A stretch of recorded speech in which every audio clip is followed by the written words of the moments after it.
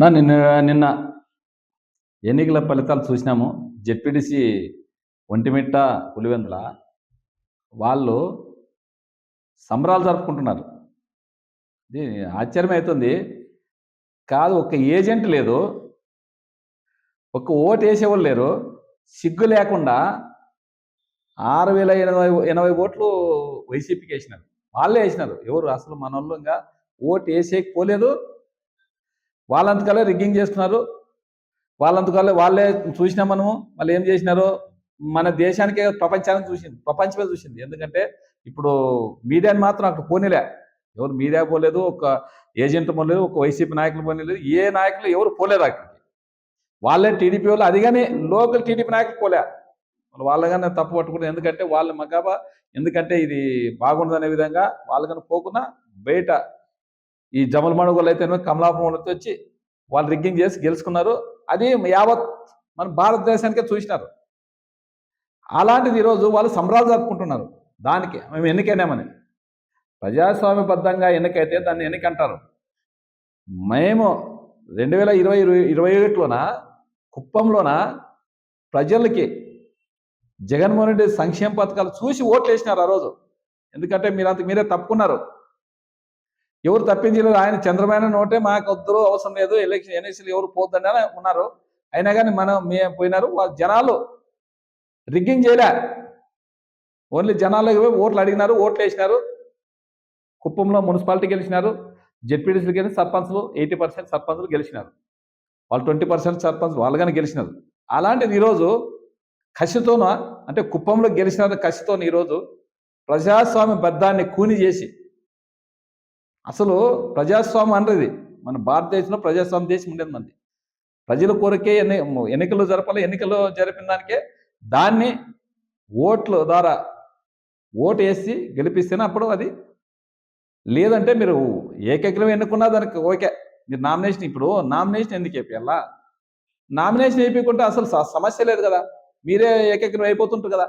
అలాంటిది మీరు ఈరోజు ప్రజాస్వామ్యాన్ని కూని చేసి సంబరాలు చేసుకుంటూ ఉంటూ, ఆయన అనుంటాడు, ఎవరు కొలుసు పార్థసారథి ఎవరైనా మంత్రి వాళ్ళు ఆయన మాట్లాడతాడు, పోలీసు వాళ్ళు అట్లే చేస్తారంట. ఆయన పోలీసు వాళ్ళు, నువ్వు మంత్రి, ఆంధ్రప్రదేశ్కి ఒక మంత్రి నువ్వా, అలాంటి వ్యక్తి నువ్వా? పోలీసు వాళ్ళు కొడతారు అంటే ఏమన్నా ప్రజాస్వామ్య ఇది? ఎక్కడుంది? మనం ఎక్కడ ఇండియాలో ఉండామా, లేకపోతే ఆఫ్ఘనిస్తాన్ తాలిబాన్లో ఉండామా? మనము ఏది ప్రజాస్వామ్యం? ఏమైపోతుంది మన ఆంధ్ర? ఆయన సీనియర్ నాయకుడు, ఆయన పార్థసారథి గారు. ఆయన మేమే అప్పుడు రాజశేఖర రెడ్డి క్యాబినెట్లో ఆయన అప్పుడు కానీ చాలా సీనియర్. అలాంటి వాళ్ళే ఈరోజు ఒక్క చంద్రబాబు నాయుడు మెప్పు కోసం మాట్లాడితే మీ మనస్సాక్షి మీరు తెలుసుకోండి.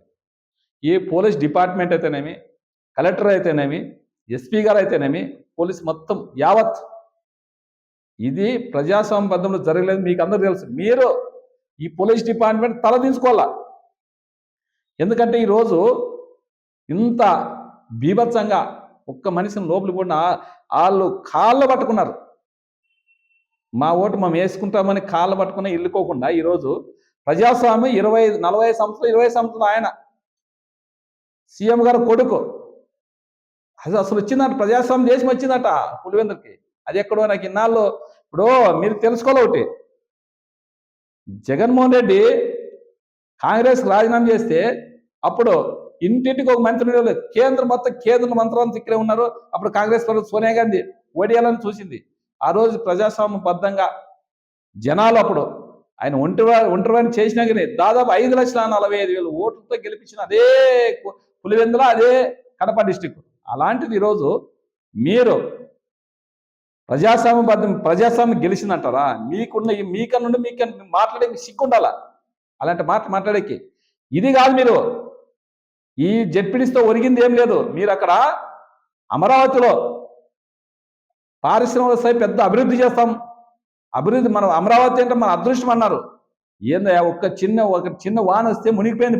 ఇప్పుడు చూడండి మీరే, మీడియా మిత్రులు వాళ్ళు ఆ ఏబిఎన్కి, TV5కి, ఈటీవీ చెప్తున్నాము, మీరు చూడండి. పోయి అమరావతిలోన నీళ్ళు మనసులు ఏదో మన స్టీమర్లు వేసుకొని పోవాలి. అక్కడ మన మనసులు పోయేకి రాదు. అమరావతిలోన, రాజధానిలోన స్టీమర్లో వెళ్ళిపోవాలి, మనం పడవల్లో వెళ్ళిపోవాలి. ఇప్పుడు అలాంటి అలాంటి దగ్గర మీరు అభివృద్ధి చేస్తామంటే ఎలా ప్రజలకు నమ్ముతారు? అసలు ప్రజలు నమ్మే ప్రసక్తి ఉందా? మీకోసం మీరు అక్కడ భూములు కొన్నాళ్ళ కోసమా? ఖచ్చితంగా ఈరోజు ఆంధ్రప్రదేశ్ అన్యాయంగా అసద్మానంగా చేస్తున్నారు. రాజధానికి నువ్వు అప్పుడు 14-19 నువ్వే ముఖ్యమంత్రి, ఇప్పుడు 1.5 సంవత్సరం అయింది నువ్వు ముఖ్యమంత్రి అయ్యి. రాజధాని కోసమే నువ్వు ప్రభుత్వ పెళ్లికి చేసిన ఎక్కడన్నా ఒక ఇటుకైనా కట్టినావా? ఒక ఇటుకైనా ఏడన్నా ఒక సిమెంట్ అన్న గంపని వేసినావా అమరావతిలో రాజధానిలోనా? ఇంత దుర్మార్గంగా కాలం గడుపుతున్నావు అంతే. మీరు మీ కార్యకర్తలు, మీ నాయకులు, మీ ఎమ్మెల్యేలు, మీ మంత్రులు అప్పులేమో 2 లక్షల అప్పులు, 2 లక్షల కోట్ల అప్పులు చేసినారు. 1 లక్ష 2 లక్షలు కాదు, అక్కడ సంక్షేమ పథకాలు లేదు. ఆ సంక్షేమ పథకాలు ఈరోజు అయితే పింఛన్లు దాదాపుగా మా ఆలూరు కాన్స్టిట్యూన్సీలోన దాదాపుగా ఒక 4,000-5,000 పింఛన్లు పోయినాయి. జిల్లా మొత్తంలో ఇంకా అన్నీ వస్తాయో తెలియదు కానీ ఇంకా పింఛన్లు నా దగ్గరికి వచ్చినారు, పొద్దున్న నిన్నట్టు తిరుగుతున్నారు వికలాంగుల పింఛన్లు. ఇలాంటివి చేసుకుంటున్నావా? మన ఆంధ్రాన్ని సర్వనాశనం చేస్తూ అప్పులు కుప్పలుగా చేస్తూ ఇలాంటి పరిపాలన చేస్తూ మీరు 2 లక్షల కోట్లు చేసి తెచ్చి మీ నాయకులు మీరు తింటున్నారు. కానీ ఆ పవన్ కళ్యాణ్ అయితేనే మీరైతేనేమి అందరూ పవన్ కళ్యాణ్కి ఆయనకేమో నెల ప్యాకేజ్ అంట. ఆయన నెల ప్యాకేజ్ ఇస్తే ఆయన ఇంకా సైలెంట్ మాట్లాడకూడదు ఆయన ఆ ప్యాకేజ్ కోసం. ఆయన అయితే ఎన్నెన్నో ఆంధ్రాని ఎక్కడో తీసి మళ్ళా ఇక్కడ ఏదో జపానో సింగపూర్ చేస్తామన్నాడు ఆయన. కానీ అలాంటి వ్యక్తి ఈరోజు సైలెంట్గా ఏమనుకున్నట్ల ఆయన సినిమాలు ఆయన తీసుకుంటే నాకు ఒక్కసారి నాకు ఇవ్వండి, నేను ఆంధ్ర రాష్ట్రాన్ని ఏం చేస్తానని చూస్తానని చెప్పినోడు ఈరోజు నువ్వు ఎక్కడ పోయినావు? 1.5 సంవత్సరం అయింది. పంచాయతీరాజ్ శాఖ తీసుకొని మంచి శాఖ తీసుకున్నావా? ఆ శాఖకి ఏమన్నా చేసినావు నువ్వా? దాదాపుగా 1 ఇయర్ అయింది, 1 సంవత్సరం అయింది. సర్పంచ్ నిధులు లేక గోడాడుతున్నారు. యాడే కానీ వాళ్ళకి ఏదైనా శానిటైజర్, ఇప్పుడు వర్షాకాలం శానిటైజర్ ఏదన్నా క్లీన్ చేయాలన్నా, రోడ్లు క్లీన్ చేయాలన్నా, డ్రైనేజ్ క్లీన్ చేయాలన్నా, నీళ్ళు పంపులు సరి చేయాలన్నా డబ్బులు లేవు, జీతాలు డబ్బులు లేవు. అలాంటి వ్యక్తి నువ్వు ఎందుకయా? ఫస్ట్ నేను చెప్పేది ఒకటే పవన్ కళ్యాణ్ నువ్వు ఫస్ట్ రాజీనామా చేయాలని చెప్తాను. ఎందుకంటే నువ్వు ఆ పదవికి అనర్హుడు, రాజకీయానికే అనర్హుడు. రాజకీయం అంటే ఎట్లుండాలా? నిరంతరం ప్రజల్లో ఉండి ప్రజల సమస్యలు తెలుసుకొని నువ్వు ఒక అధికార పక్షంలో నువ్వు నాయకుడు, నువ్వు ఒక జనసేన పార్టీ మీది. అలాంటి వ్యక్తి వాళ్ళు ఏం చేసినా చంద్రబాబు నాయుడు ఏం చేసినా కానీ అసలు నోరుకి నెత్తికి నేరుకు ఉన్నట్లు ఉన్నాను. అలాంటి వ్యక్తికి ఆ పదవి ఉండే అవసరానికి మన ఆంధ్ర రాష్ట్ర ప్రజలు దౌర్భాగ్యంగా నేను గెలిపించి, పిఠాన్ ప్రజలు అన్యాయంగా నేను గెలిపించినారు. ఈరోజు నువ్వు రాజీనామా చేయి, మళ్ళా పోటీ చేయి, నువ్వు గెలుస్తామని చూస్తాను. అలాంటి వ్యక్తికి ఆ పదవికే అనర్హుడు, ఆ పంచాయతీరాజ్ శాఖకి నువ్వు అనర్హుడు. ఈరోజు మీరు రాజధాని అని ఊకినే ఎక్కడి నుంచో నిధులు వస్తాయి, ఆ సింగపూర్ పోయినారు. సింగపూర్లో ఏం చెప్తున్నారు? మేము అమరావతికి అయితే అసలు రామన్నారు. దాసోకు పోయినారు. ఆ రోజు కానీ మీరు అమరావతి పేరు చెప్పింటే అసలు ఒక్కరు కానీ మేము అమరావతి కట్టేకి రామంటున్నారు. ఎందుకంటే వాళ్ళు చూసారు, ప్రపంచ దేశాలు చూస్తున్నాయి ఇక్కడ. ఎందుకంటే అభివృద్ధి కావాలంటే ఎవడన్నా కానీ వచ్చి నీళ్ళకి డబ్బులు పోయిరు, ఎవరైనా మోసారు డబ్బులు, ఎవరైనా నీళ్ళకి మూట కట్టుకుని పారేస్తారా? ఆడ రాజధానిలో ఎవరైనా ఏదో కట్టాలన్నా, డెవలప్మెంట్ చేయాలన్నా అక్కడ మొత్తం మునిగిపోయేదే. అలాంటిది ఆ రోజు శ్రీకృష్ణ కమిటీనే చెప్పింది అక్కడ అసలు రాజధాని వద్దనే విధంగా.